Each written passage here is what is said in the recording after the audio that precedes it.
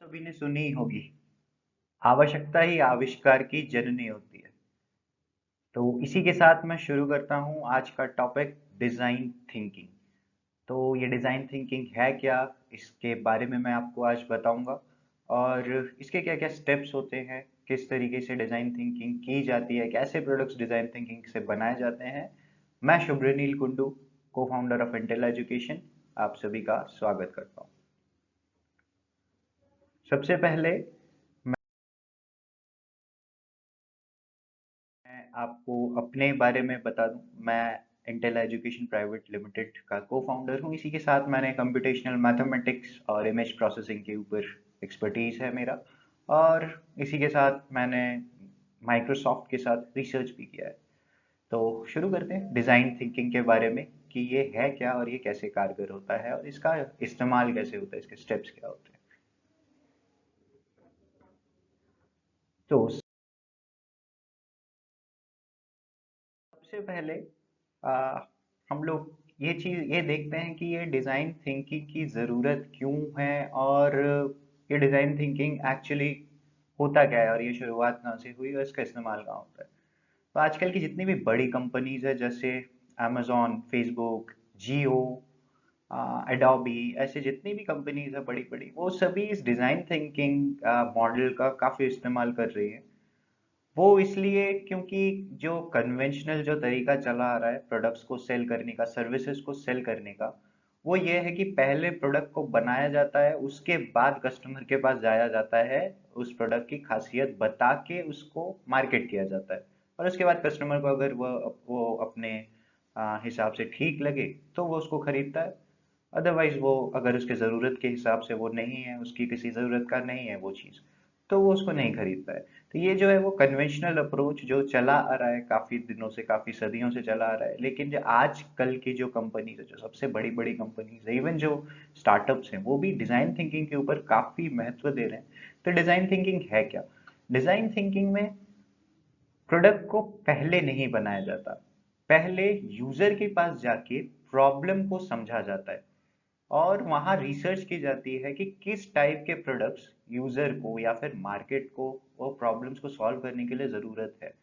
तो पहले हमारे पास प्रॉब्लम आती है, हमारे पास पहले यूजर से उसकी ज़रूरत आती है, उसके हिसाब से हम किसी भी प्रोडक्ट को डिज़ाइन करते हैं। यही है डिज़ाइन थिंकिंग। तो ये जो डिजाइन और थिंकिंग, इसमें आप देख सकते हैं दो पार्ट है, पहला है डिजाइन, दूसरा है थिंकिंग। तो पहले बात करते हैं डिजाइन क्या होता है। तो डिजाइन वो ऐसी चीज है, जैसे अगर हम एग्जांपल ले, एक कवि है, तो कवि का डिजाइन क्या होगा? कवि के दिमाग में कोई एक चित्र है या फिर कोई एक घटना है या फिर कोई एक तस्वीर है, ऐसा कुछ है, और वो उसको एक कोरे कागज के ऊपर शब्दों के माध्यम से आपको वो लिख देता है उसको। तो वो कवि का डिजाइन है। उसी तरह से अगर एक इंजीनियर की बात की एक हाँ, एक इंजीनियर की बात की जाए, तो इंजीनियर क्या करता है?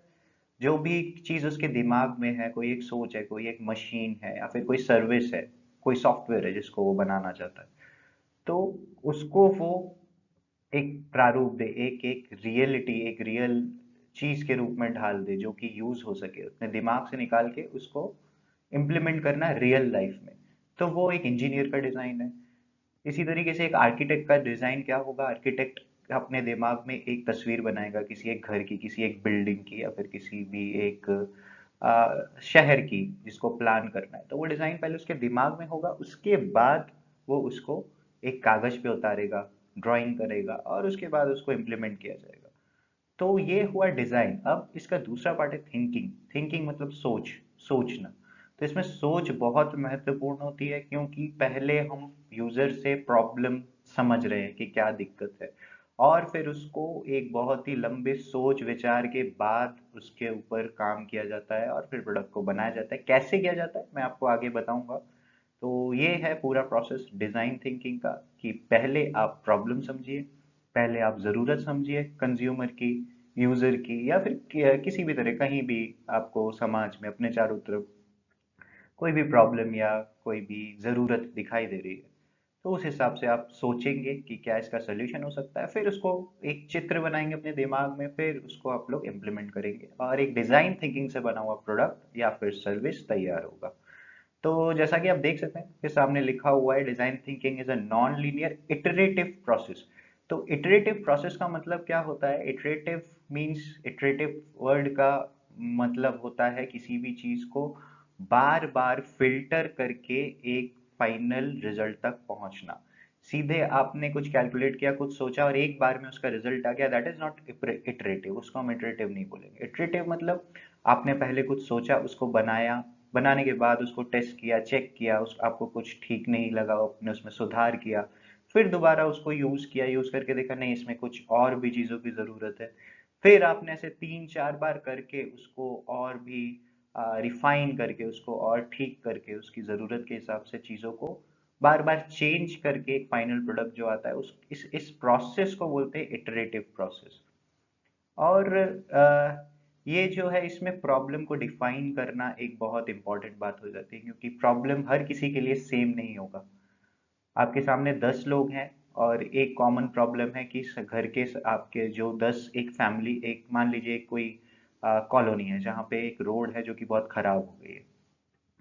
तो वो खराब रोड की वजह से अलग अलग फैमिलीज को अलग अलग तरह की परेशानियां हो सकती हैं, सबकी प्रॉब्लम सेम नहीं होगी। कुछ लोगों का ऐसा होगा कि जिनके घर में गाड़ियां हैं तो वो गाड़ियां चलना या गाड़ियों को रखना बहुत मुश्किल हो जाता है।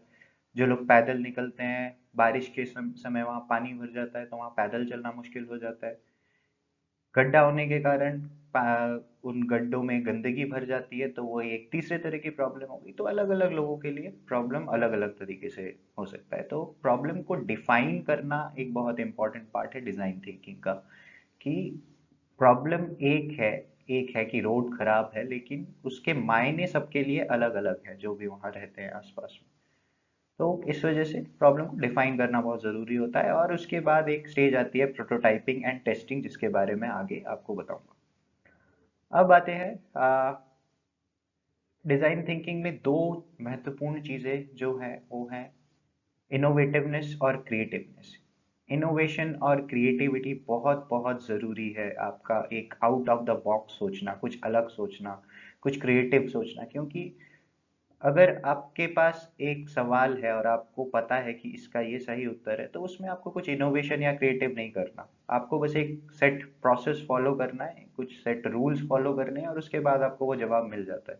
लेकिन आपके पास जब अगर सवाल है लेकिन उसका कोई एक पर्टिकुलर सेट जवाब नहीं है, तब आपको अपनी क्रिएटिविटी और इनोवेटिविटी दिखा इनोवेशन का जो जो भी आप इनोवेट कर सकते हैं वो दिखाना पड़ता है यहाँ पे। क्यों? क्योंकि आपके पास कोई सेट आंसर नहीं है, कोई सही आंसर नहीं है। इसके हजार सही आंसर हो सकते हैं, ये सिर्फ एक सही आंसर हो सकता है, या हो सकता है कि कोई सही आंसर हो ही ना, उसका कोई सोल्यूशन हो ही ना। तो इस वजह से क्रिएटिविटी और इनोवेटिवनेस बहुत बहुत जरूरी होती है डिजाइन थिंकिंग के अंदर। तो आइए आगे देखते हैं कि ये डिजाइन थिंकिंग का प्रोसेस क्या है, इसके स्टेप्स क्या क्या है।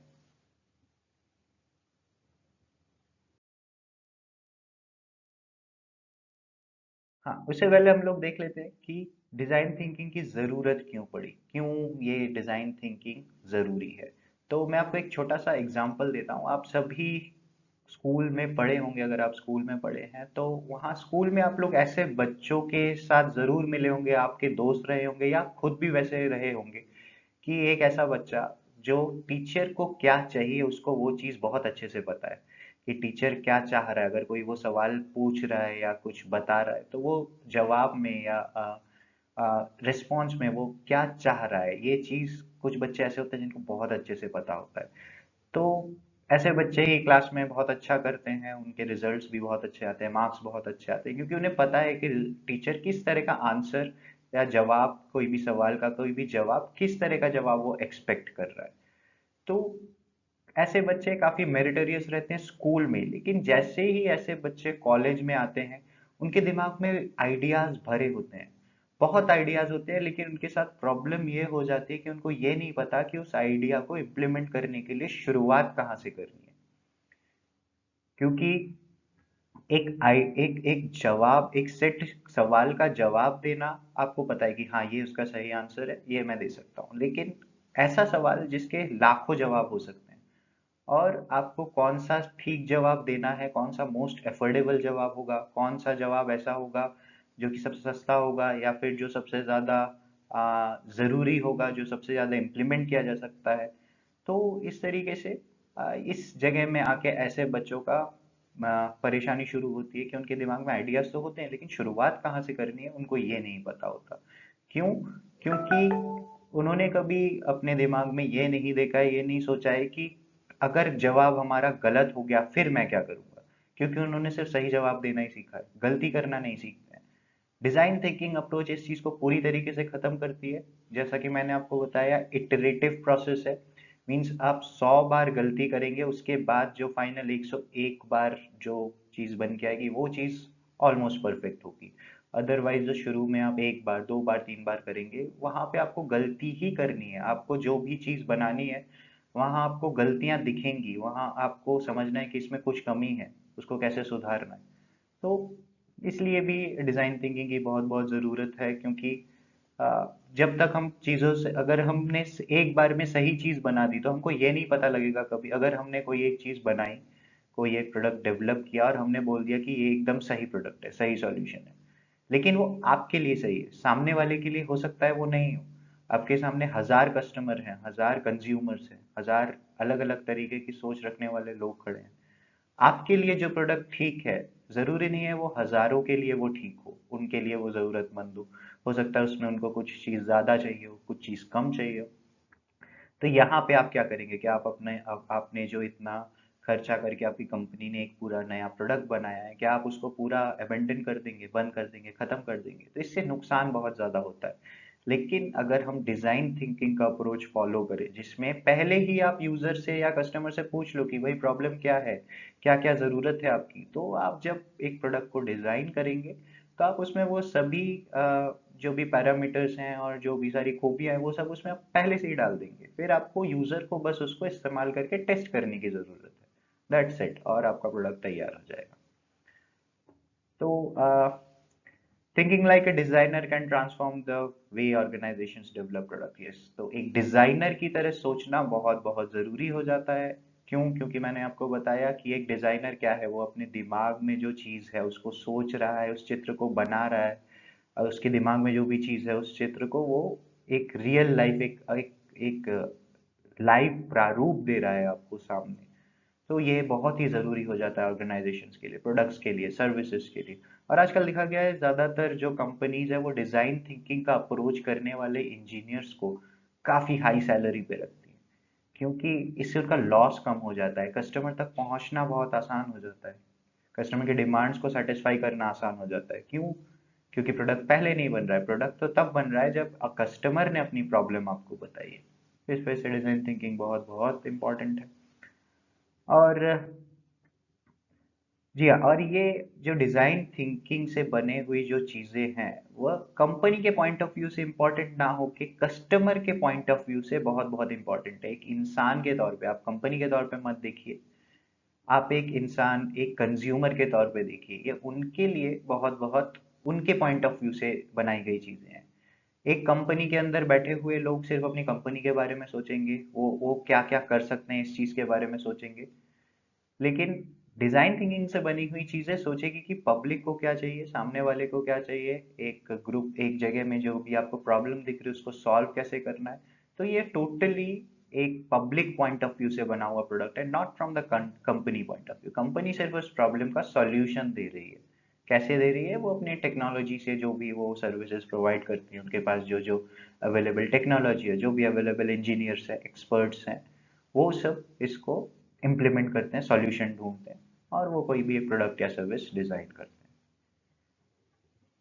एक और चीज बहुत बहुत इम्पोर्टेंट है कि ये एक ट्रेनिंग के लिए बहुत बहुत जरूरी हो जाता है डिजाइन थिंकिंग। जब आपके आपके कंपनी में या फर्म में कोई नया इंजीनियर या कोई नया एम्प्लॉय आता है, तो उसको अगर डिजाइन थिंकिंग के पॉइंट ऑफ व्यू से ट्रेन किया जाए तो ये देखा गया है कि वो ज्यादा सक्सेसफुल होता है, उसका आउटपुट बेहतर होता है। बजाय इसके कि उसको सीधा सीधा बता दिया जाए कि ये आपका प्रोडक्ट है, इसको ये सेट फॉर्मेट है, इस तरीके से बनाना है और कस्टमर को सेल करना है। इसके बजाय अगर एक एक नए एम्प्लॉय को ऐसे ट्रेन किया जाए कि आपके पास ये प्रॉब्लम है, आप खुद सोच के उस प्रोडक्ट को बनाइए। आप ये मत देखिए कि हमारे यहाँ कैसे बना है, क्या हुआ है, आप उसको एक प्रॉब्लम दीजिए, और वो खुद से सोच के कुछ इनोवेशन, कुछ क्रिएटिविटी करके एक कोई प्रोडक्ट या सर्विस डिजाइन करेगा। हाँ, कंपनी उसको हेल्प करेगी, टेक्नोलॉजिकल सपोर्ट देगी, रिसोर्सेज देगी। इस तरीके से ट्रेनिंग के लिए भी बहुत बहुत जरूरी हो जाता है डिजाइन थिंकिंग।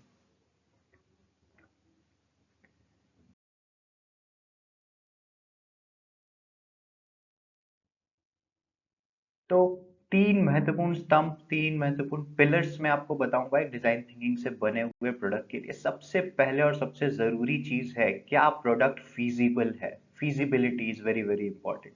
अब ये फीजिबिलिटी का मतलब ये है कि क्या ये इकोनॉमिकली वर्थ है, क्या ये कंपनी को अल्टीमेटली, कोई भी प्रोडक्ट अगर कंपनी डिजाइन कर रही है तो कंपनी प्रॉफिट भी बहुत महत्वपूर्ण हो जाता है। कि आपने एक सोशल सर्विस के तौर पे अगर कर दिया, कोई प्रोडक्ट बना दिया, that is a different thing, but the ultimate goal of the company, company का फाइनल टारगेट क्या है कि उसको रेवेन्यू जनरेट करना है, उसको मार्केट एक्वायर करना है, उससे उसकी कंपनी को फायदा हो, उस प्रोडक्ट से उसकी सेल अच्छी हो और कंपनी को कुछ पैसा मिले, प्रॉफिट्स में आए वो। तो सबसे पहले जरूरी है फीजिबिलिटी, क्या जो सोल्यूशन डिजाइन थिंकिंग के थ्रू दिया जा रहा है कस्टमर को, क्या वो इकोनॉमिकली बेनिफिशियल है, क्या वो सच में पॉसिबल है, क्या वो चीज़ बन सकती है या नहीं, क्या वो कंपनी को प्रॉफिट दे सकती है, क्या वो सामने जो कंज्यूमर है उसको फायदा देने के साथ साथ कंपनी के लिए भी फिजिबल है कि नहीं। तो feasibility is the first main pillar for designing something from design thinking. इसके अलावा डिजायरेबिलिटी जो दूसरा स्तंभ या दूसरा पिलर है वो है डिजायरेबिलिटी। दैट इज ये कंज्यूमर पॉइंट ऑफ व्यू से, क्या जो आप बना रहे हैं वो कंज्यूमर के लिए डिजायरेबल है भी कि नहीं। आपने प्रॉब्लम देख लिया, प्रॉब्लम समझ लिया, कम्युनिटी में जाके क्या दिक्कत है कंज्यूमर को, या फिर किसी एक सोशल ग्रुप को या फिर किसी एक जगह में क्या परेशानी हो रही है, उसके हिसाब से आप एक प्रोडक्ट डिजाइन कर रहे हैं। बट आपने जो सोचा, जो डिजाइन किया, क्या वो सॉल्यूशन सामने वाले को पसंद आ रहा है, क्योंकि सॉल्यूशन भी सामने वाले को पसंद आना बहुत बहुत जरूरी है। अगर जैसे कि मैंने एग्जांपल दिया कि अगर आपके घर के सामने रोड बहुत खराब है, रोड में गड्ढे बहुत हैं, आपने सॉल्यूशन दिया कि अ, आपकी कंपनी ने सॉल्यूशन दिया कि सबके घर में हम हेलीकॉप्टर लैंड करेंगे। तो क्या ये सबके लिए डिजायरेबल है, क्या ये सब कोई अफोर्ड कर सकता है? जी नहीं। अगर आपने ये सॉल्यूशन दिया है कि सबके घर के ऊपर हम हेलीपैड बना देंगे और वहां पे हेलीकॉप्टर लैंड करा देंगे और वहां से ट्रांसपोर्टेशन होगा, तो that is not a desirable solution. हो सकता है ये कुछ कुछ लोगों के लिए, जो मिलेनियर्स हैं उनके लिए ये फिजिबल और डिजायरेबल दोनों हो जाए, बट ये सभी के लिए एक सॉल्यूशन नहीं हो सकता है। अल्टीमेटली सॉल्यूशन, एक ठीक सॉल्यूशन क्या होगा कि भाई हम रोड को ही ठीक करा दे जिससे सबकी परेशानियां हल हो जाए। तो सॉल्यूशन जो होना चाहिए वो एक डिजायरेबल सॉल्यूशन होना चाहिए। साथ ही साथ वायबिलिटी, वायबिलिटी का मतलब है कि क्या वो सच में पॉसिबल है, क्या वो सच में वायबल है, क्या उस प्रॉब्लम का सॉल्यूशन एग्जिस्ट करता भी है या नहीं।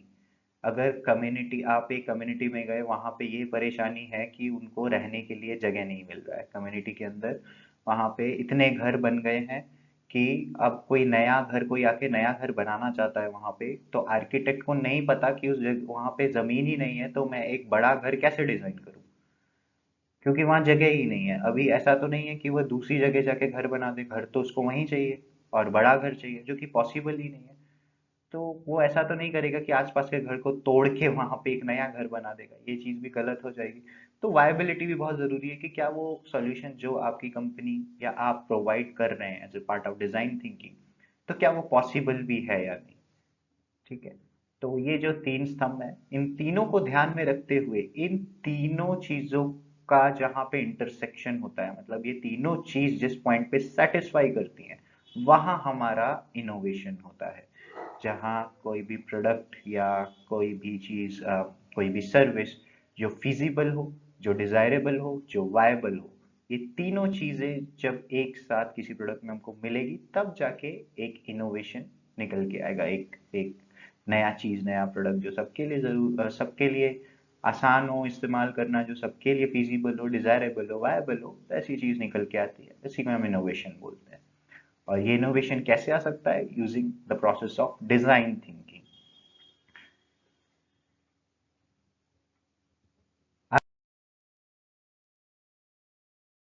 हम देखते हैं ये डिजाइन थिंकिंग के 5 स्टेजेस। जी हाँ, 5 स्टेप्स होते हैं डिजाइन थिंकिंग के, जो कि सबसे ज्यादा जरूरी है एक डिजाइन थिंकिंग के अप्रोच को फॉलो करने के लिए। तो आइए हम एक एक करके इन स्टेप्स को समझते हैं कि क्या है ये स्टेप्स। और इन पांचों स्टेप्स का फॉलो करना बहुत बहुत जरूरी है। सभी स्टेप इंडिविजुअली बहुत इंपॉर्टेंट है, और जो स्टेप्स मैं बताने वाला हूँ इसको इसी सीक्वेंस में फॉलो किया जाता है, और हर एक स्टेप को फॉलो करना बहुत बहुत जरूरी है। आप देख सकते हैं एक पिरामिड आपके सामने है।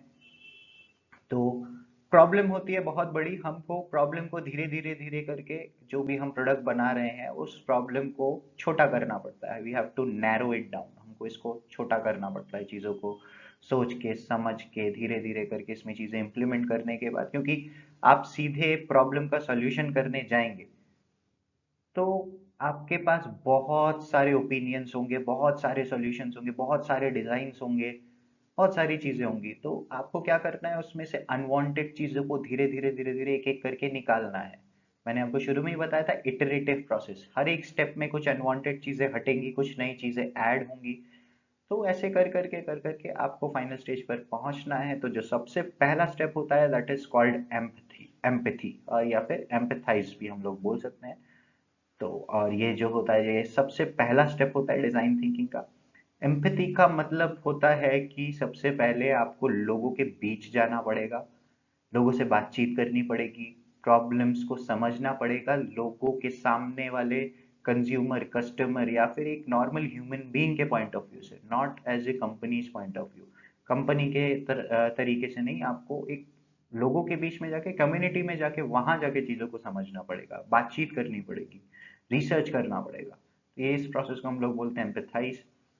एम्पैथाइज करने के बाद आपके पास ढेर सारी प्रॉब्लम्स होंगी।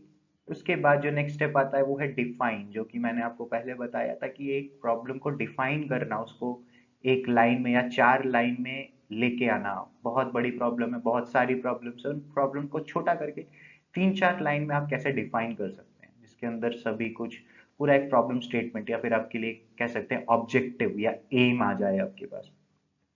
सो that step is called define, उसको हम लोग डिफाइन बोलते हैं, डेफिनेशन देना प्रॉब्लम का।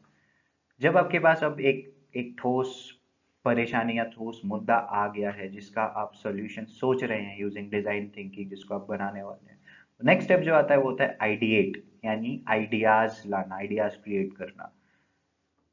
प्रॉब्लम को बार बार देखने, सुनने, समझने के बाद आप क्या करेंगे, उस प्रॉब्लम के सॉल्यूशन के लिए आइडियाज जनरेट करना शुरू करेंगे। और यही पार्ट जो होता है ideate part, this is the thinking part, यही है सोचने वाला पार्ट एक डिजाइन थिंकिंग प्रोसेस के अंदर। यहीं पे आप तरह तरह के आइडिया सोचेंगे कि भाई मैं कैसे सॉल्व करूँ इस प्रॉब्लम को। जैसा कि मैंने आपको खराब रोड का प्रॉब्लम बताया, तो हमने एक प्रॉब्लम डिफाइन कर दिया कि रोड्स आर बैड, रोड जो है वो बहुत खराब है, बहुत खराब हो चुकी है वहां से चल पाना। अब इसको ठीक करने के लिए क्या क्या आइडियाज हो सकते हैं, आप सोचेंगे। किसी ने बोला कि चलिए रोड को पहले ठीक कराया जाए, इसके ऊपर एक और लेयर से, रोड के ऊपर एक और लेयर से कंक्रीट की लेयर करवा दी जाए। किसी ने बोला नहीं, कंक्रीट का लेयर तो बहुत ज़्यादा महंगा हो जाएगा, और कुछ और सोचना पड़ेगा हमको, इसके ऊपर नॉर्मल एक पिच की रोड बना देनी है, पिच की रोड के ऊपर। फिर उसको हम बार बार मेंटेन कर सकते हैं, मेंटेन करेंगे तो फिर ये रोड कभी खराब नहीं होगी। इस तरीके से 4 5 10 अलग अलग तरीके के आइडियाज आप लोग ला सकते हैं अपने दिमाग में। इसके बाद जो फेज होता है, आइडिएट के बाद जो फेज होता है दैट इज प्रोटोटाइप। अब ये प्रोटोटाइप क्या होता है, प्रोटोटाइप वो होता है कि एक आइडिया को दिमाग में लाने के बाद, दिस प्रोटोटाइप फेज, इस स्टेप को हम लोग डिजाइन थिंकिंग का डिजाइनिंग पार्ट बोलते हैं। जैसा कि मैंने आपको शुरू में बताया कि दिमाग में जो चीज़ है, जो आपके एक कोई सॉल्यूशन है, या फिर कोई एक तस्वीर है, या फिर कोई भी एक आइडिया है, उसको आप एक एक रियल रूप कैसे देते हैं, एक एक प्रारूप कैसे देते हैं सामने, एक्चुअल, जो कि असली में आपके सामने एग्जिस्ट करती हो, उस चीज़ को हम लोग बोलते हैं प्रोटोटाइप। जब आपने पहली बार अपने आइडिया को इम्प्लीमेंट किया किसी भी एक सर्विस या फिर किसी भी एक प्रोडक्ट के रूप में, तो इसको हम लोग बोलते हैं प्रोटोटाइप। तो आपके आइडियाज से निकल के आएगा प्रोटोटाइप, जिसमें कि ये अभी हमारा फाइनल प्रोडक्ट नहीं होगा, क्योंकि अभी इसमें भी कई कमियां होंगी जिसको हम लोग यूज करने के बाद ही पता लगा सकते हैं। है ना? एक प्रोडक्ट बन गया, अभी उसको यूज करने के बाद तो उसकी कमियां पता लगेंगी, क्योंकि अभी तो ये जस्ट आइडिया से एक ओरिजिनल प्रारूप में आया है। तो अभी इसको इस्तेमाल करने के बाद इसकी कमियां पता लगेंगी, जिसको हम लोग बोलते हैं last and the final stage, that is testing, test phase. Test phase में प्रोटोटाइप को टेस्ट किया जाता है, उसको अलग अलग मापदंडों पे उसको मापा जाता है कि ये कहाँ कहाँ ठीक से काम कर रहा है, कहाँ कहाँ ठीक से काम नहीं कर रहा है, इसमें क्या क्या इम्प्रूवमेंट की ज़रूरत है, या फिर इसमें क्या क्या चीज़ें ज़्यादा है जिसकी ज़रूरत शायद हमको नहीं है, तो उनको हटा दिया जाए। तो ये जो है फाइनल टेस्ट, और टेस्टिंग के बाद आपका जो फाइनल प्रोडक्ट या सर्विस है वो बन के तैयार हो जाता है। तो ये है हमारी 5 स्टेजेस ऑफ डिज़ाइन थिंकिंग। आइए इन स्टेजेस को थोड़ा और गौर से देखते हैं।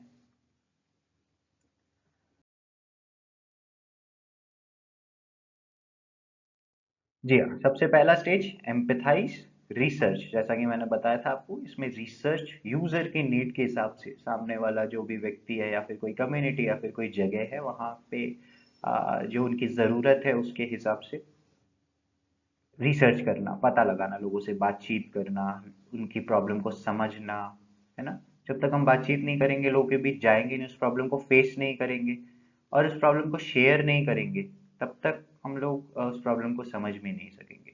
तो एम्पैथी में सबसे पहले ज़रूरी है लोगों के बीच में जाना, प्रॉब्लम को समझना और उसको शेयर करना।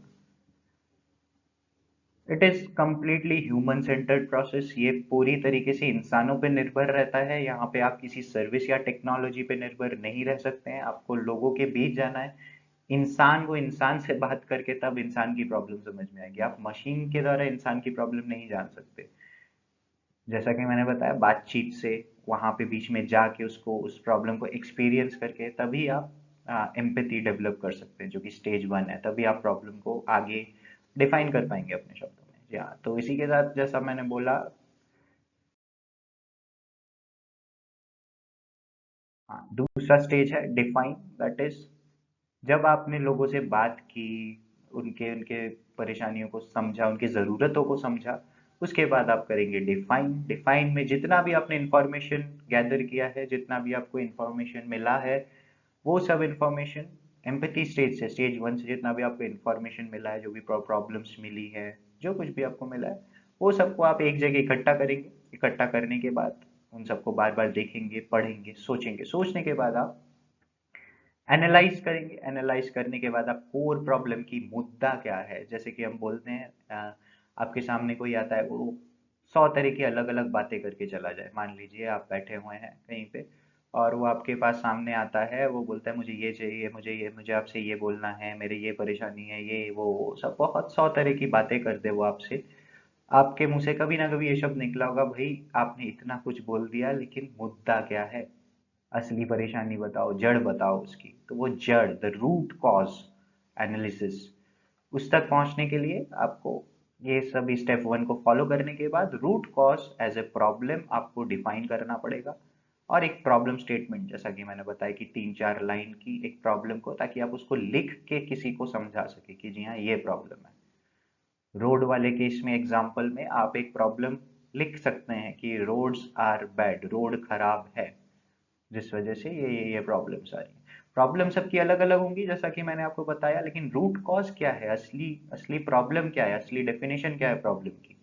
वो डेफिनेशन ये थी वहाँ प्रॉब्लम की कि भाई रोड खराब है। सीधा, बहुत ही सिंपल और आसान भाषा में एक प्रॉब्लम की जड़ तक हम पहुंचे, जिसको हमने डिफाइन कर दिया कि रोड खराब है। इसके बाद चलते हैं तीसरे स्टेज में, जो कि बहुत इंपॉर्टेंट स्टेज है, आइडियाज जनरेट करना डिजाइन थिंकिंग में। डिजाइन थिंकिंग का जो थिंकिंग पार्ट है वो यहाँ से शुरू होता है, कि आपको जो भी प्रॉब्लम है, आपको प्रॉब्लम स्टेटमेंट के लिए क्या आइडियाज आप क्रिएट कर सकते हैं, उसके सॉल्यूशन के लिए, है ना, उसके निदान के लिए आपको क्या क्या कर सकते हैं, वो आइडियाज आप क्रिएट करेंगे। आप अपनी टीम के साथ बैठेंगे, आप अपने रिसोर्सेस को देखेंगे, और ये नहीं कि आपको एक नॉर्मल जैसे प्रोडक्ट डेवलप होता है कि आपको पता है कि ये चीज़ कैसे बनती है। जब आपको पता है, मान लीजिए आप सभी लोगों ने कभी ना कभी कुकिंग तो की ही होगी, कभी कुछ खाना बनाया होगा या कुछ भी ऐसा। तो वहाँ आपको पता है कि अगर आप एक नॉर्मल एक दाल बना रहे हैं, एक चावल बना रहे हैं, तो वहाँ आपको पता है कि ये कैसे बनता है। अगर आपने कहीं से सुना हो या देखा हो, तो आपको पता है कि ये चीज़ कैसे बनाई जाती है, तो आप उसको ठीक-ठाक तरीके से सेट मेथड फॉलो करके, एक सेट स्टेप्स फॉलो करके आप उसको बना सकते हैं।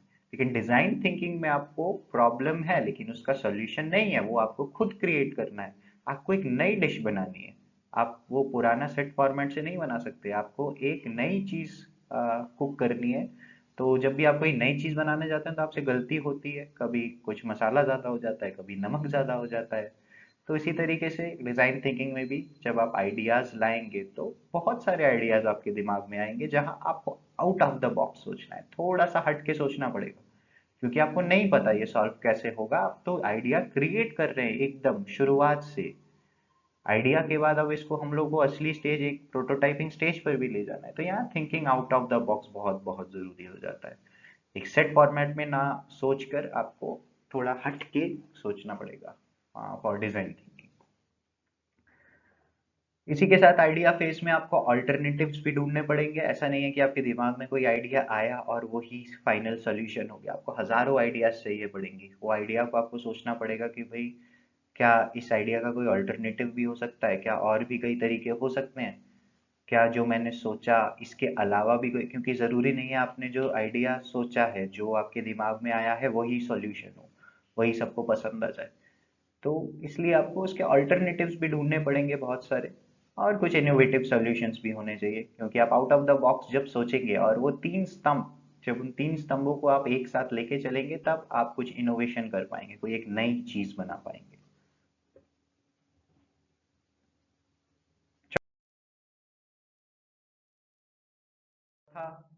जो स्टेज है दैट इज प्रोटोटाइप स्टेज, और यहाँ पे आप अपने आइडिया को एक असली प्रारूप देते हैं, एक जो फाइन एक प्रोडक्ट के रूप में आप उसको बनाते हैं, प्रोडक्ट या फिर service, whatever you are giving, जो भी आप दे रहे हैं। तो ये जो चौथा स्टेज है, वहाँ आप आइडिया को आप एक असली, एक रियल चीज के रूप में, एक असली चीज के रूप में आप उसको बना रहे हैं। जैसे आपने सोच लिया कि रोड बनानी है, लेकिन रोड कैसे बनानी है, वो प्रोटोटाइप बनेगा, पहले रोड बनेगी, उसके ऊपर कंक्रीट डाली जाएगी, कंक्रीट को सेटल किया जाएगा, उसके ऊपर से रोड रोलर चलाया जाएगा। तो यहाँ पे क्या हो रहा है, आपका आइडिया एक्चुअल में इम्प्लीमेंट हो रहा है, आइडिया को लागू किया जा रहा है, उस पर काम किया जा रहा है, और एक फाइनल प्रोडक्ट बन के तैयार हो रहा है। प्रोटोटाइप में प्रोटोटाइप में जो फाइनल प्रोडक्ट नहीं होता है, प्रोटोटाइप प्रोटोटाइप एक एक ऐसा प्रोडक्ट होता है जिसके ऊपर आप एक्सपेरिमेंट कर सकें, और एक्सपेरिमेंट करने के बाद आप उसका बेस्ट पॉसिबल सॉल्यूशन ढूंढ सके। बेस्ट पॉसिबल सॉल्यूशन मतलब आपने दो तीन तरह के अलग अलग प्रोटोटाइप्स बना लिए, अब आप देखेंगे कि कौन सा सबसे अच्छा काम कर रहा है, या किसमें क्या कमी है, किसमें क्या ज़्यादा है, किसमें क्या कम है। तो इस तरीके से आप जो प्रोटोटाइपिंग फेज है ये चलता है। और प्रोटोटाइप के बाद भी जब एक प्रोटोटाइप को कैसे फाइनल स्टेज के लिए सिलेक्ट किया जाएगा, जो चौथे स्टेज में जो प्रोटोटाइपिंग स्टेज होगी, वहाँ पे कौन सा जो डिज़ाइन होगा, कौन सा प्रोटोटाइप होगा जिसको कि एक्चुअल में मार्केट में या फिर कंज्यूमर को दिया जाएगा, उनके ऊपर भी काफ़ी सारे फैक्टर्स डिपेंड करते हैं, काफ़ी सारी चीज़ें उस ऊपर निर्भर रहती हैं। जैसे कि सबसे पहले की चीज़ सस्ती होनी चाहिए, अफोर्डेबल होनी चाहिए, ऐसा नहीं कि वो बहुत ज़्यादा महंगा हो गया और सामने वाला उस चीज़ को ले ही नहीं पाया, तो उसका कोई फायदा नहीं है। तो प्रोटोटाइपिंग का काम ही ये है कि देखा जाए कि कैसे चीज़ को, कौन सा जो आपका आइडिया है जिसको आपने बनाया है, कौन सा सबसे ज़्यादा सस्ता है, क्या हम उसको थोड़ा और सस्ता कर सकते हैं, क्या उसको हम स्केल डाउन कर सकते हैं, क्या उसमें से कोई अ, ऐसी चीज़ है जो कि ज़रूरत नहीं है, शायद यूज़ करने के बाद देखा गया कि वो शायद ज़रूरत नहीं थी, वो कुछ ज़्यादा हो गया। तो ऐसी चीज़ों को उसमें से हटा के उसको स्केल डाउन किया जाए, उसका रेट थोड़ा कम किया जाए। साथ ही साथ आप और भी चीज़ें इसमें कुछ ऐड करना हो, पता लगाएगा कि चलिए ये जो प्रोटोटाइप हमारा बना है इसमें ये एक छोटी सी कमी रह गई, ये चीज़ और ऐड कर देते तो शायद थोड़ा और अच्छा हो जाता। आप कोई नया खाना बनाते हैं, नया खाना बनाएंगे तो उसमें आपने खाया, उसको चेक किया, टेस्ट किया, तो आपको लगा कि शायद इसमें अगर थोड़ी मिर्ची ज़्यादा हो जाती तो अच्छा लगता। तो वो आपका प्रोटोटाइप था। तो अगली बार जब आप जो फाइनल जो प्रोडक्ट या फाइनल जो खाना बनाएंगे, उसमें आप एकदम जो जो चीज़ें ज़रूरत थी, या थोड़ा जो चीज़ ज़्यादा हो गई उसको कम कर देंगे, या जो चीज़ और एक्स्ट्रा ऐड की जा सकती थी उसको आप डाल देंगे। और इसी के साथ जैसा ही आप इस चीज को करेंगे प्रोटोटाइपिंग फेज के बाद, तब हमारा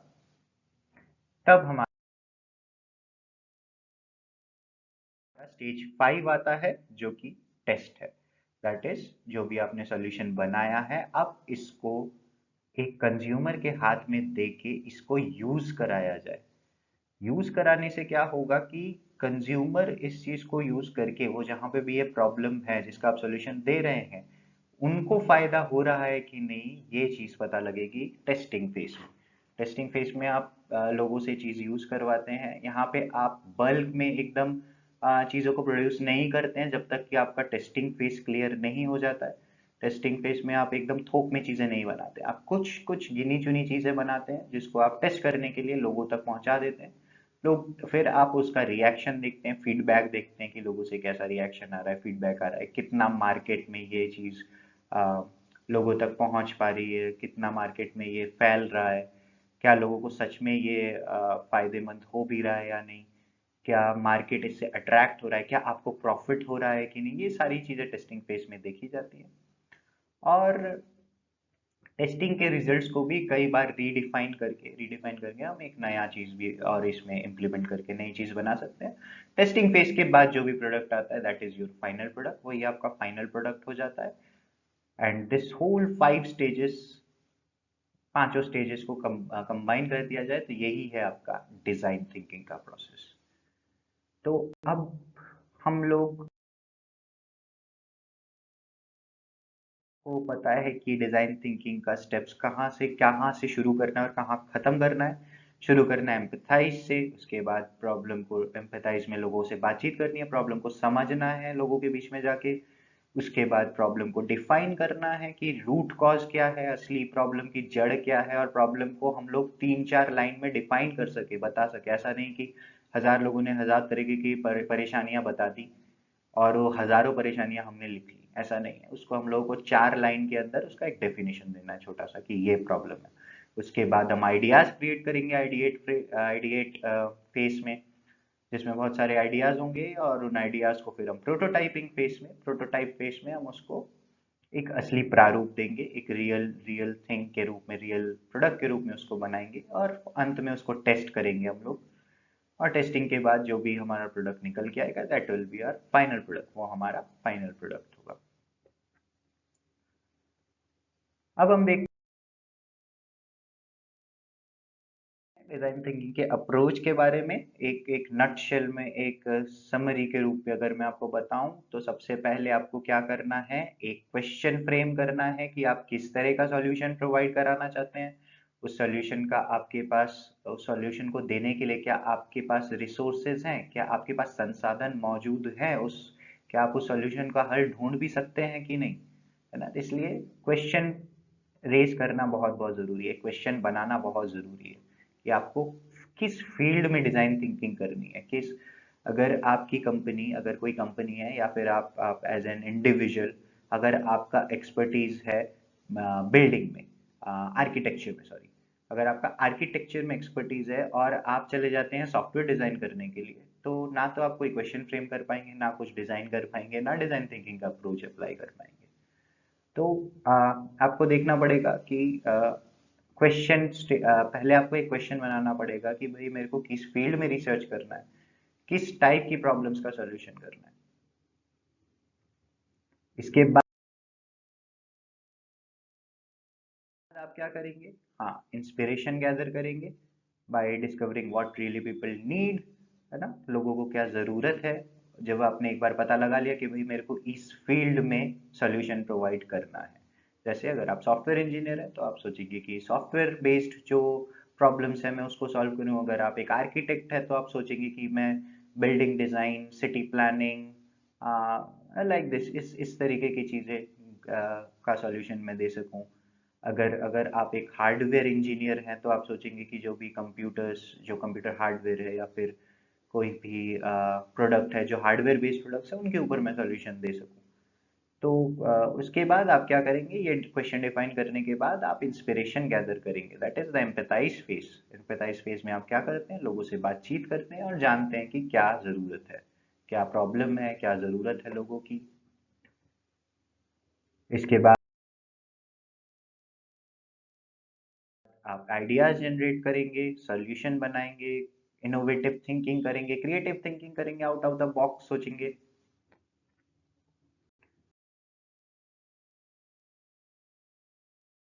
फिर ये बहुत इंपॉर्टेंट है, make ideas tangible. Tangible means जो आइडिया आपके दिमाग में है वो सच में काम करना चाहिए, है ना। आइडिया एक्चुअली इम्प्लीमेंटेबल होना चाहिए, ये चीज सोचेंगे। और आइडिया को टैंजिबल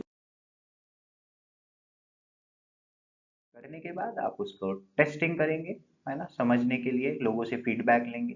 फीडबैक लेने के बाद आप उसके ऊपर एक्सपेरिमेंट भी करेंगे, प्रोटोटाइप बनाने के बाद देन आप उसको टेस्ट करेंगे, फीडबैक लेंगे और उसको आप देन मार्केट में सेल कर सकते हैं।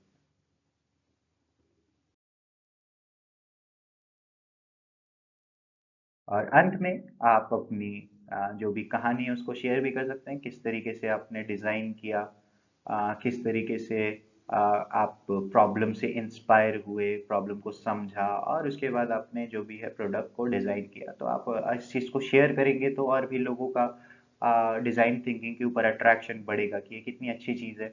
और इसको हर कंपनी और हर इंडिविजुअल को इसको सीखना चाहिए कि इसको किस तरीके से किया जाता है, और कभी ना कभी अपनी लाइफ में भी ट्राई करना चाहिए हर चीज़ के ऊपर, कि पहले सॉल्यूशन खुद ही बना के उसके बाद आप कोई चीज़ सॉल्व करने जाओ, बजाय इसके कि आप पहले प्रॉब्लम को समझो उस हिसाब से अपना सॉल्यूशन डिजाइन करो।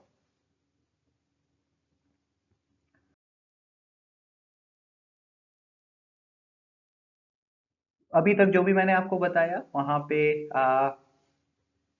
मैंने आपको पूरा प्रोसेस बताया, स्टेप्स बताए, क्या कैसे क्या करना चाहिए, कैसे करना चाहिए, किस सीक्वेंस में करना चाहिए, है ना, पहले क्या करना है, उसके बाद क्या करना है और अंत में क्या करना है। अभी मैं आपको एक एग्जांपल देता हूँ, बहुत ही अच्छा एग्जांपल।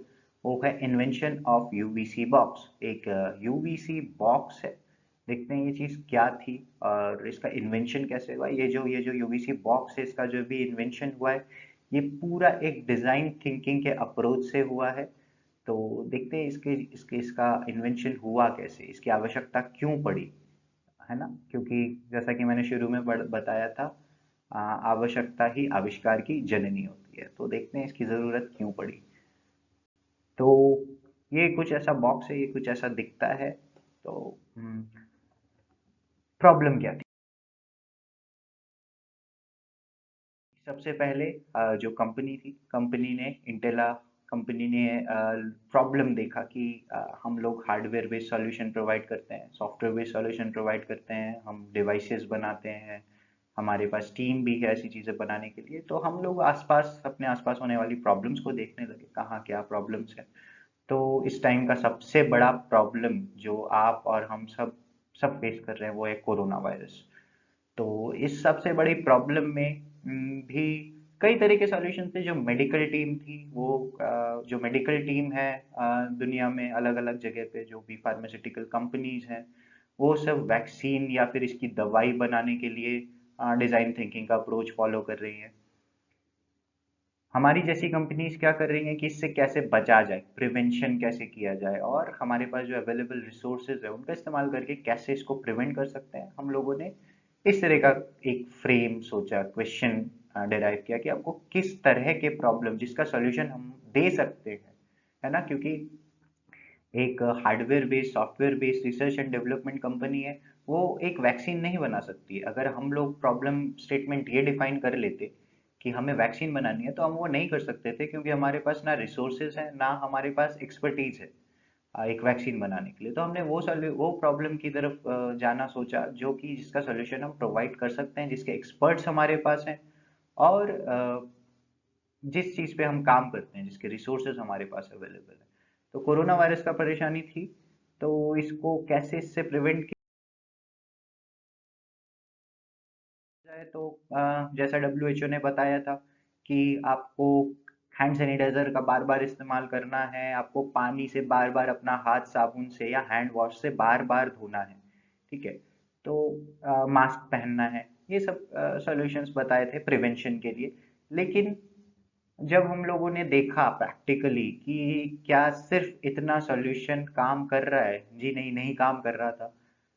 चीजें और फैलती जा रही थी, क्योंकि आप कितनी बार हाथ धोएंगे, आप कितनी चीजों को धोएंगे और कितनी चीजों को सैनिटाइजर से सैनिटाइज करेंगे। क्या आप नोट को सैनिटाइज कर सकते हैं सैनिटाइजर से? नहीं कर सकते। आप करेंसी को नहीं सैनिटाइज कर सकते।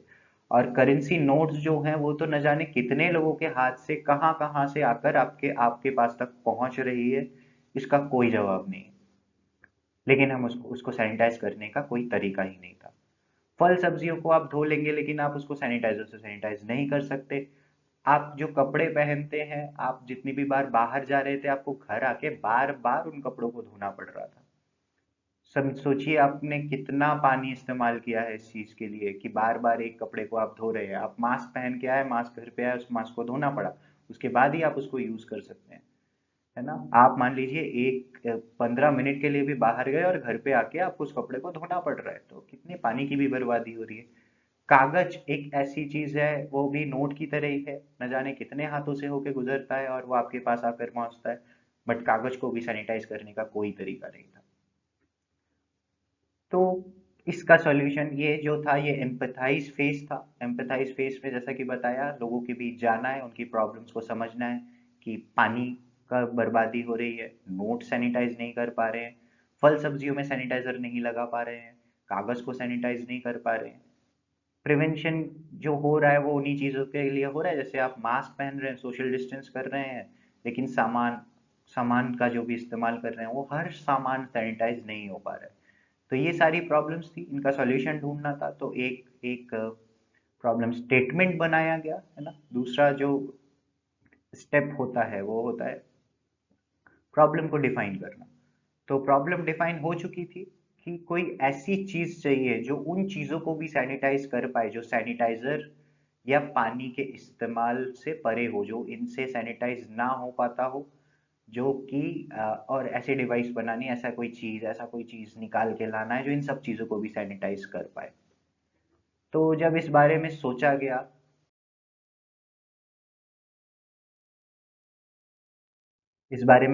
कि ऐसी कौन सी चीज है जिसके अंदर ऐसी कौन सा चीज ऐसा कौन सा क्या कोई ऐसी चीज है जिससे कि हम तमाम चीजें जो भी हैं, जो चीजें सैनिटाइज हो जाती हैं सैनिटाइजर और पानी से, इसके अलावा जो चीज सैनिटाइज नहीं हो पाती वो सब चीजें सैनिटाइज हो सके। तो ये जो स्टेज था ये था आइडिएट स्टेज। यहाँ पे तरह तरह के आइडियाज आने लगे कि क्यों ना हम ये करें, क्यों ना हम सैनिटाइजर को एक प्लाज्मा का रूप दे दें और वो प्लाज्मा को हम नोट के ऊपर मल दें तो शायद इससे काम हो जाएगा। इस तरीके से ढेर सारे आइडियाज आने लगे जिसके अंदर ये सारी चीजें जो भी अवेलेबल है हमारे चारों तरफ वो सब सैनिटाइज हो जाए। तो लोग बैठे, इंजीनियर्स बैठे कंपनी के अंदर, उन्होंने सोचा कि कौन सी ऐसी चीज है जो सब चीजों को सैनिटाइज कर दे और उसको गीला भी ना करे। है ना? पानी और सैनिटाइजर जैसे कि गीला कर देता है, तो उसको गीला भी ना करे। तो रिसर्च करने के बाद, आइडियाज जनरेट करने के बाद पता चला कि यूवी लाइट, यूवीसी लैम्प, आपने सुना होगा यूवी रेस के बारे में। तो यूवी लाइट एक ऐसी चीज है जो कि कोरोना वायरस या किसी भी तरह के बैक्टीरिया, जर्म्स, वायरसेस को, ये अगर किसी भी जर्म्स, वायरस, बैक्टीरिया को यूवी लाइट के सामने कुछ मिनटों के लिए रखा जाए, उनके सामने लाया जाए, तो ये उस बैक्टीरिया या वायरस को खत्म कर देता है, उसको मार देता है। तो ये जो था, ये एक आइडिएट फेज के बाद एक ये अच्छा सॉल्यूशन निकल के आया कि भाई यूवी लाइट से अगर हम लोग चीज़ों को सैनिटाइज करें, अल्टीमेटली यूवी अल्ट्रावायलेट लाइट, तो लाइट होती है, इससे ना कोई चीज़ गीली होगी, ना उन चीज़ों के ऊपर कोई नुकसान होगा, क्योंकि अल्ट्रावायलेट लाइट ऐसी लाइट है जो सूरज से भी आती है। तो यूवी लाइट लैंप्स भी अवेलेबल है, कई कंपनीज के यूवी लाइट्स अवेलेबल होते हैं। आपने देखा होगा बैंक्स में भी एक नोट को जांच करने के लिए कि ये असली है या नकली, यूवी लाइट्स का यूज होता है। तो ये यूवीसी लैंप एक सॉल्यूशन निकल के आया। लेकिन अभी नेक्स्ट स्टेप था इस आइडिया को टेंजिबल बनाना। टेंजिबल मतलब ये, क्या ये इम्प्लीमेंटेबल है, क्या ये सच में काम कर सकता है?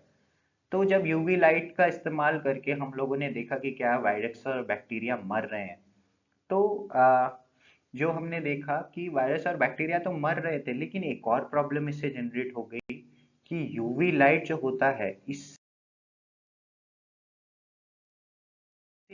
एक आदमी के जो ह्यूमन स्किन है, आपकी जो आपका जो स्किन है, यहाँ स्किन पे अगर ये यूवी लाइट लग जाए तो आपको स्किन कैंसर होने के चांसेस है। और अगर ये आंखों में आप इसको काफी देर तक यूवी लाइट को देख लें तो आपको आई डिजीज भी हो सकती है, आपकी आंखें खराब हो सकती है। तो ये कुछ डिसएडवांटेजेस लगे। आइडिएट फेज से जब हम प्रोटोटाइप फेज पे आए तो ये कुछ डिसएडवांटेजेस हमको दिखे कि अगर हम यूवी लाइट से चीज़ों को सैनिटाइज करने जाएं तो फिर आपका क्या होगा, आपको स्किन में अगर स्किन यूवी लाइट के संपर्क में आ जाए तो आपको कैंसर होने का खतरा रहता है, स्किन जलने का भी खतरा रहता है। अगर आपकी आंखों में यूवी लाइट्स काफ़ी देर तक पड़े तो वो आंखों की डिजीज भी हो सकती है आपको। फिर क्या किया जाए आगे, फिर तो अगर जो नेक्स्ट स्टेप था वो था प्रोटोटाइपिंग स्टेज। तो इसमें एक और सॉल्यूशन निकाला गया कि एक और सॉल्यूशन ये निकाला गया कि क्यों ना इस यूवी लाइट को एक बॉक्स के अंदर बंद कर दिया जाए, जिस बॉक्स से यूवी लाइट बाहर ना आए, और उस बॉक्स के अंदर हम जो भी चीज़ हमको सैनिटाइज करनी है वो उसको उस बॉक्स के अंदर रख दें, और बॉक्स को बंद करके बॉक्स में लाइट को ऑन कर दें और कुछ समय तक के लिए उसको ऐसा ही छोड़ दें, और अंदर रहने वाले सभी बैक्टीरियाज और वायरसेस मर जाएंगे। तो ये जो था ये एक प्रोटोटाइप था यूवीसी बॉक्स का कि लाइट जो है उसको एक बॉक्स के अंदर बंद कर दिया जाए, बॉक्स को सील टाइट एकदम पैक कर दिया जाए और ऐसा मटेरियल यूज किया जाए जिसके अंदर से यूवी लाइट लीक ना करती हो।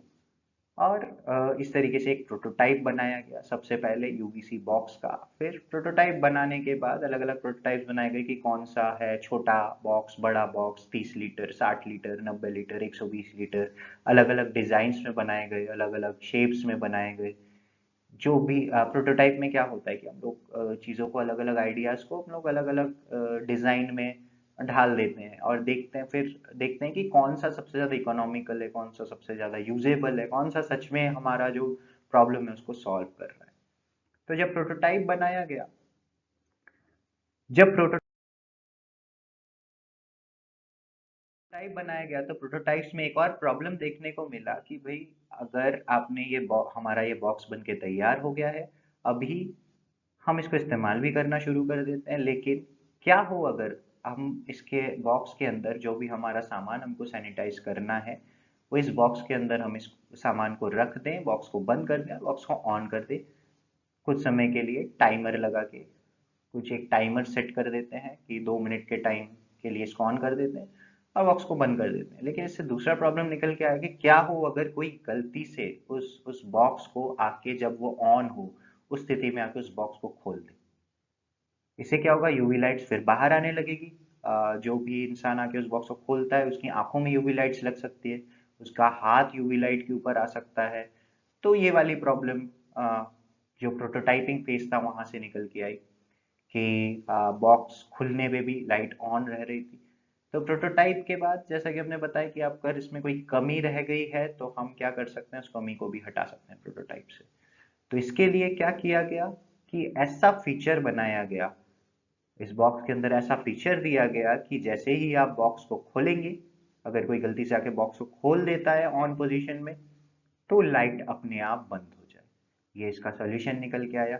दूसरा ये सॉल्यूशन निकाला गया कि जो स्विच ऑन करने वाला बटन है, क्यों ना उस बटन में भी एक लाइट लगा दी जाए कि जब स्विच ऑन है, जब ये चीज काम कर रही है, तो जो बटन है वहां पे भी एक लाइट जलने लगे, जैसे कि लोगों को दूर से ही पता लग जाए कि भाई अभी यूवीसी बॉक्स ऑन है, इसके पास नहीं जाना है, इसको नहीं खोलना है। साथ ही साथ इसके ऊपर एक छोटा सा, अब हाँ अभी इससे एक और प्रॉब्लम निकल के आई कि भाई अंदर जो लाइट लगी हुई है, अगर हमने इसको सील पैक कर दिया और इसको ऑन कर दिया तो अंदर जो लाइट लगी हुई है, क्या हो अगर वो लाइट खराब हो जाए, हमको तो कभी पता ही नहीं लगेगा कि अंदर लाइट जल रही है कि नहीं जल रही है, जल रही है कि नहीं जल रही है। तो वो उस चीज को सॉल्व करने के लिए फिर एक और सॉल्यूशन निकाला गया कि इसके ऊपर एक छोटा सा स्लॉट काटा गया जिसके अंदर से आपको लाइट थोड़ा सा ऊपर आप देख सकते हैं, छोटा सा स्लॉट है जहां से आप देख सकते हैं कि लाइट जल रही है कि नहीं जल रही है। तो ये जो सॉल्यूशन थे ये बनाए गए। और फिर अभी मैं आपको दिखाता हूँ कि टेस्टिंग फेज के बाद, जो टेस्टिंग फेज के लिए जो फाइनल प्रोडक्ट निकल के आया वो कैसा बना।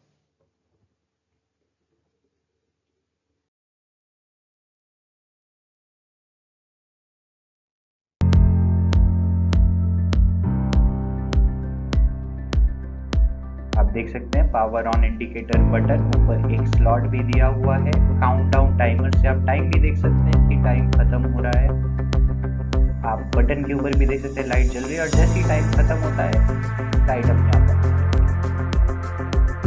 इस बीच अगर आप इसको खोल देते हैं तो देखिए अब लाइट अपने आप बंद हो गई है। और अगर आप इस बीच में इसको दोबारा से अगर आप इसको बंद करेंगे तो जैसे ही इसको आप बंद करेंगे तो आप देखिएगा कि ये दोबारा जहाँ पे रुका था वहीं से ही टाइम शुरू हो गया, काउंटडाउन टाइमर। तो ये था फाइनल प्रोडक्ट, एक डिजाइन थिंकिंग से बना हुआ प्रोडक्ट जो कि जिसने सबसे पहले लोगों के बीच होने वाली परेशानी को समझा, समझने के बाद आइडियाज क्रिएट किए, आइडियाज क्रिएट करने के बाद उसका प्रोटोटाइप बनाया गया, प्रोटोटाइप में जो कमियां थी उसको दूर किया गया और एक फाइनल प्रोडक्ट टेस्टिंग के लिए दिया गया जो कि अब मार्केट में अवेलेबल है। तो ये जो पूरा प्रोसेस था ये पूरा डिजाइन थिंकिंग के प्रोसेस से बना हुआ है। तो इसी के साथ आपने समझा कि डिजाइन थिंकिंग क्या होती है, इसके क्या क्या स्टेप्स होते हैं, इससे बने हुए प्रोडक्ट्स कितने ज़्यादा यूजफुल हो जाते हैं, कितने ज़्यादा यूज़र फ्रेंडली होते हैं लोगों के लिए। ये कितना कितना क्योंकि ये जो प्रोडक्ट्स बने हुए हैं डिजाइन थिंकिंग से, ये सब यूज़र पॉइंट ऑफ व्यू से बने हुए, ये सामने वाले इंसान के पॉइंट ऑफ व्यू से बनाया जा रहा है, कंपनी पर्सपेक्टिव से नहीं।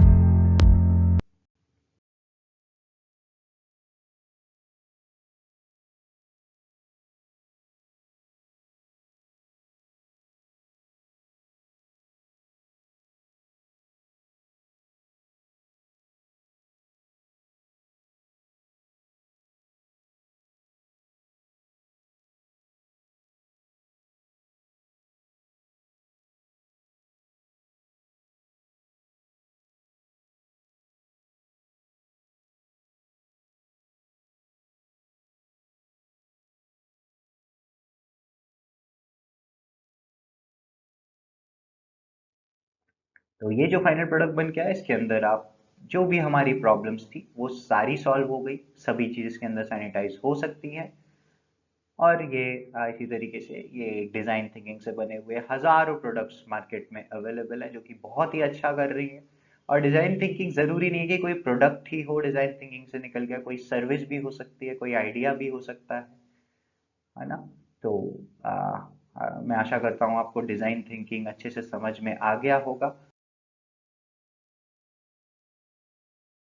क्योंकि ये जो डिज़ाइन थिंकिंग है आज की बहुत बहुत बड़ी ज़रूरत है। आप देख सकते हैं कि जितने भी इनोवेशंस एंड डिस्कवरी हो रही है वो सभी वेस्टर्न कंट्रीज में हो रही है, जो कि पश्चिमी देश है, वहाँ बहुत ज़्यादा इनोवेशन और डिस्कवरीज होती रहती हैं। आप अगर पेटेंट्स की बुक्स को खोल के देखें, पेटेंट की किताबों को खोल के देखें, तो क्यों पश्चिमी देश इतना आगे है?